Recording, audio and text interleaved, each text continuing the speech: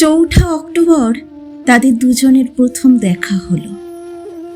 তখন বিকেল ঘনিয়ে আসছে, বাতাসে শীতের আমেজ।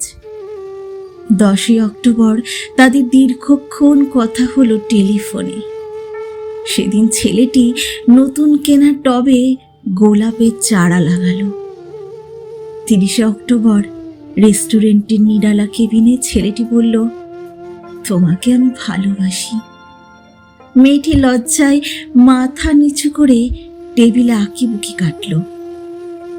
12 ডিসেম্বর গোলাপ গাছে কুড়ি ধরল। মেয়েটি রেস্টুরেন্টে ছেলেটিকে জিজ্ঞেস করল, কেন ভালোবাসো আমায়? আমি সুন্দরী তাই? তোমার চেয়েও সুন্দরী আছে কত। আমার বাবার প্রচুর অর্থ তাই? তোমার বাবার চেয়ে বড় লোক এখানে কম আছে?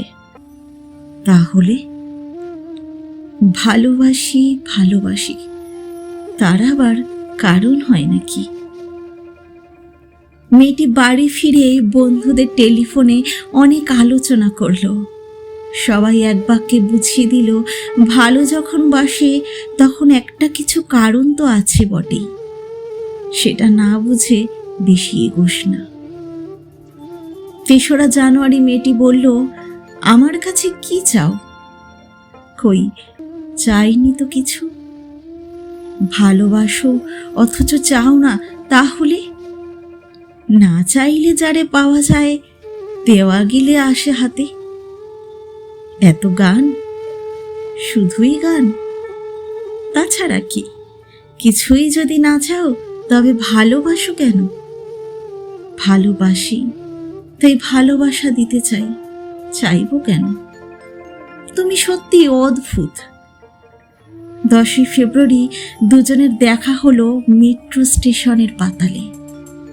ছেলেটি বলল, আমি কাল সারা রাত বাঁশি বাজিয়েছি।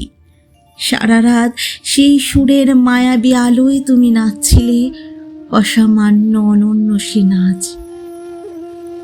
ধ্যাত, কাল সারা রাত আমি ঘুমিয়েছি। আমি কিন্তু তোমার নাচই দেখে গেছি সারা রাত। তোমার বাঁশি একদিন শুনতে হবে।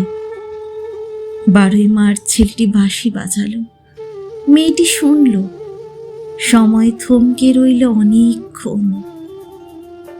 বাঁশি যখন থামল, মেয়েটির 2 চোখ ভরা জলে। বলল, বাঁশি শুনতে শুনতে আমার ঘুম এলো আবেশে। আমি দেখলাম আমি নাচছি, মেঘের মাঝখানে তারাদের পাশে আমি নাচছি, আকাশে ফুলের গন্ধ। ডাক্তার আমায় বাঁশি বাজাতে নিষেধ করেছেন। সে কি? কেন? বাঁশি আমায় টেনে নিয়ে যায় স্বপ্নের মধ্যে। ডাক্তার বলেছে, স্বপ্ন দেখে আমার মস্তিষ্কে শিরা উপশিরায় জট পাকিয়ে যাচ্ছে। তাহলে ভাবছি। 16 এপ্রিল মেয়েটি বলল, আমার বন্ধুরা বলেছে তুমি খুবই ভালো, অসাধারণ, কিন্তু তুমি সৃষ্টি ছাড়া তোমার স্বপ্ন সব অর্থহীন। আমি জানি স্বপ্ন টপ্ন ছেড়ে দিতে পারো না তুমি। না, তাহলে তুমি তো আমাকে হারাবে। তোমায় পাইনি তো কখনো। 5 মে ছেলেটির মস্তিষ্কে অপারেশন হলো। একটু সুস্থ হতেই মেয়েটি এসে বলল, ভালো আছো তো? এখন আর স্বপ্ন দেখছো না তো? দেখছি আরো সুন্দর সব স্বপ্ন। তাহলে তো দেখছি অপারেশনটা আদৌ সফল হয়নি। বাড়ি ফিরে বন্ধুদের ফোন করলো মেয়েটি। বন্ধুরা এক বাক্যে বলল, বাঁশি বাজানো, স্বপ্ন দেখা সবই ব্যাকডেটেড সৃষ্টি ছাড়া। তুই আর লোক পেলি না। তুই এত রূপসী, তোর এত উজ্জ্বল প্রসপেক্ট। ভালো যদি চাস তাহলে শিগগিরই বিয়ে করে ফেল তোর দাদার সেই বন্ধুকে। উনি তো শুনলাম কানাডাতেই সেটেল করবেন। 7 জুলাই মেয়েটি আবার জিজ্ঞাসা করল, তুমি সত্যি কি চাও বলো তো? তুমি আরো সার্থক, আরো সুন্দর হয়ে ওঠো। ব্যাস, আর কিচ্ছু না। আর চাই স্বপ্ন দেখতে। ও স্বপ্ন, তাহলে তুমি ছাড়তে পারবে না? না, তাহলে থাকো তুমি স্বপ্ন নিয়ে। 12ই আগস্ট গোলাপ গাছে ফুল ফুটলো অনেক। সেদিন দুপুরে ছেলেটির মস্তিষ্কে আবার অপারেশন হলো। 13ই সেপ্টেম্বর ছেলেটি মারা গেল। 14ই সেপ্টেম্বর মেয়েটির শুভ বিবাহ সুসম্পন্ন হলো কানাডাগামী সেই পাত্রীর সঙ্গে।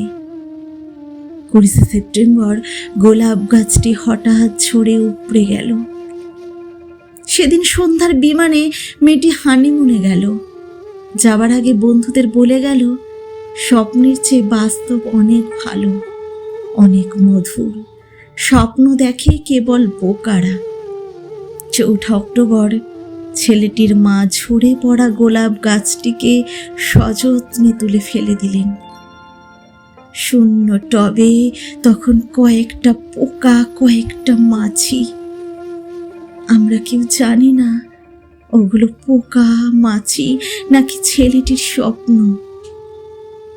আমরা ঠিক জানি না,